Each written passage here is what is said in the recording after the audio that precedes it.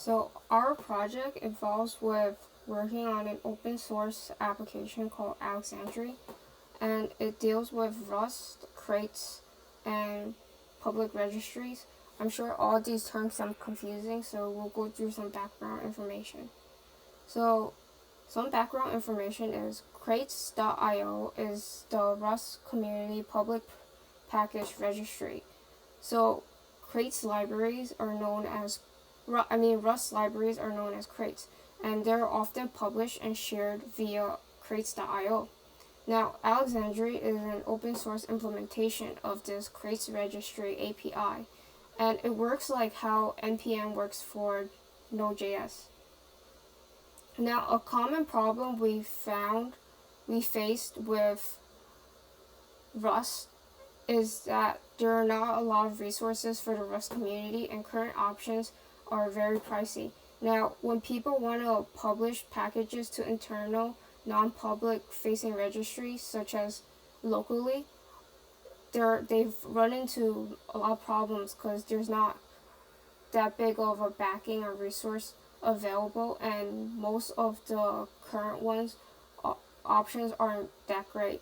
For example, a friend of our mentor recently emailed him about the problems that he's running into while he's trying to do work on Rust, and we seek to help address this issue and improve on it.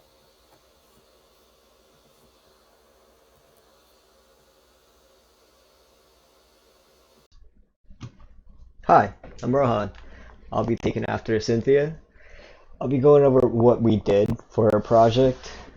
We wanted to help these users set up local instance of Alexandria so they can publish or create to an alternate registry, streamline a user-friendly experience for any developer, and help set up an alternate crate registry faster instead of crates.io, for example, and provide a well-documented README with easy-to-follow directions.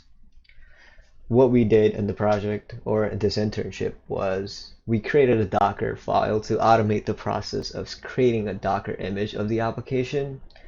Docker image automated the process for building the application and allowed any user to simply just pull an image from Docker Hub and run it on any OS, since Windows is pretty notorious for giving errors.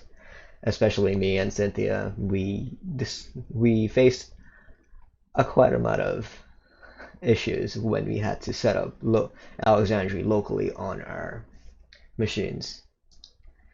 And development and deployment, we basically built on top of Alexandria to expand its features and ability to be used as a private crate registry. Configured Alexandria to include a Docker file that will allow users to build an image. Configured the data to be able to store users' data locally and publish crate locally. And publish the image to Docker Hub so anyone can pull the image and run it. Basically, Alexandria is basically a crate registry that can run on your machine locally, not having to deal anyway with crates.io. That's what makes Alexandria unique. Instead of publishing anything online, you can just publish it locally for you to just run it on your own machine rather than having to interact with the outer world. But the caveat to Alexandria is that Alexandria takes quite a long time to set up and debug it so you can run it properly regardless of the OS. Linux also has its own issues when it comes to Alexandria. So that's why we use Docker to isolate any issues so anybody can run it in the end. Setup process really easy, and it's pretty well documented thanks to Eric and Cynthia. They worked pretty hard on the README. And we also allowed Alexandria to be run locally without having to deal with Git repos in any way. So Alexandria needs around, I think, three ways or three storage systems. One is your disk, your computer, and then a folder, which is called index storage, and a repo. The disk stores the source data or the source code. The index crate storage holds the metadata, and the Git folder holds the sub-metadata, which also pushes it to your GitHub repo. It's just to keep track of the crates in the end. But it's also another caveat to you just want to run it on your machine, not having to interact it with the outer world, I guess. So we also figured out how to way to get rid of repo and just keep everything locally. I think it was get file or something like that. It was URL, which is pretty simple, but who knew, right? And I also uploaded a Docker image to Docker Hub. So no, you don't have to download Alexandria or anything. Actually, I don't know about that. So I might be ending off the rest of this presentation. So Alexandria is a Rust project, and throughout the 4 weeks, at one point we had to look at Rust code, and so I'm just gonna kind of run you through some stuff I learned. So Rust is a pretty new language. Like we talked about how there aren't really enough infrastructure in place so that Rust programmers can do the things other languages can do. But yeah, version 1 was released in 2015, which isn't too long ago, and it's kind of impressive. We have languages that have a version that was also released in 2015 that aren't really up to par, and Rust introduces a lot of new features. But one of them is the ownership model. You can sum this up as that they're basically pointers with a lot of rules and contracts.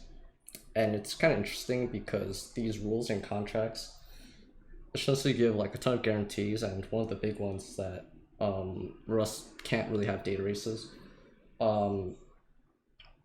Because the way that ownership works is that it restricts what you can read and write to, and so because of that, at any given time you just can't mutate you can't have more than one thing mutating something else. And most of this is done during compile time, and that sort of creates a dynamic where the runtime is really small, and that the compiler is really it just will not let you compile things that breaks the rules that I stated above. But even though it's kind of annoying when you're new, I sort of learned the value of this, because if your output isn't what you expect it to be, your code doesn't really deserve to compile. And it's annoying, but it gives you a certain level of safety. If you have to choose between your program breaking when it's being compiled or breaking during runtime, you're gonna pick compile time every time, just because you have more control over the state of your application. But yeah, so things we've learned throughout the past 4 weeks is that probably one of the big things is that good documentation is really hard.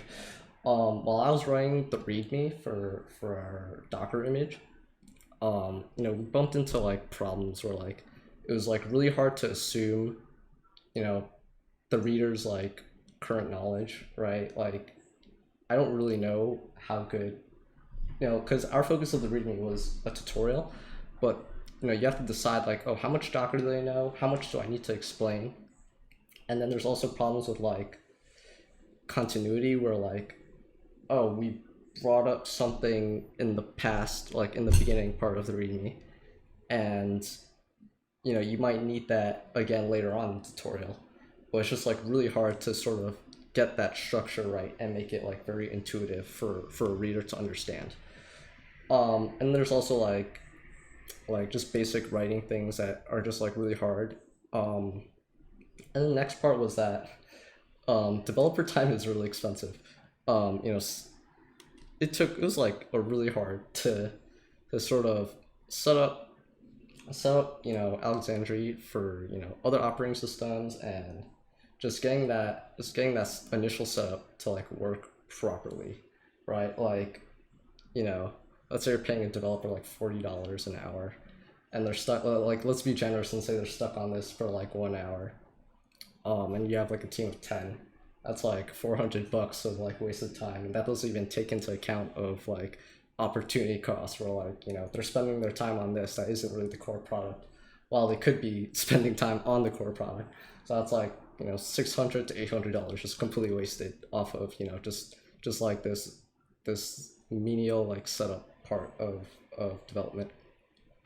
And then one part was also that, you know, we learned was that being on the same page with teammates is also just difficult. You know, you have people who are a little bit behind, some people who are a little bit ahead, and the ideal world where, like, you know, where we all fix our problems and then we meet up together like at the same time, that's just something that's very difficult to accomplish. And you know, we learned this like towards the ends where you know, our tasks weren't as direct, they were like pretty abstract, and like part of the problem was like figure out what the problem even is, and that's just like something that's just very difficult and just a challenge we had to overcome. And so this is like, you know, work for the future, like stuff that we think we can continue to contribute to even after this internship. One of them is improved documentation for Windows users. It's just like really hard, as I said before, to just write good documentation, and we just like couldn't really afford to sort of consider Windows users. And another thing we could also do is just contribute to the main repository for Alexandria. When we were like testing our deployment stuff, we noticed like, you know, like weird errors, like let's say we create an account and then we like delete the database and then we like spin up the image again. Alexandria would like cache the template from like a previous session, and so you basically have information that isn't really meant to be seen when we spin, you know, like when we would like spin up the animation. I mean, not the animation, spin up the application again. And there's also stuff like, you know, quality of life stuff in the UI, and just general things like that. Yeah, that's pretty much the end. You guys can reach us here. These are all our contacts, and yeah, that's the end of the presentation.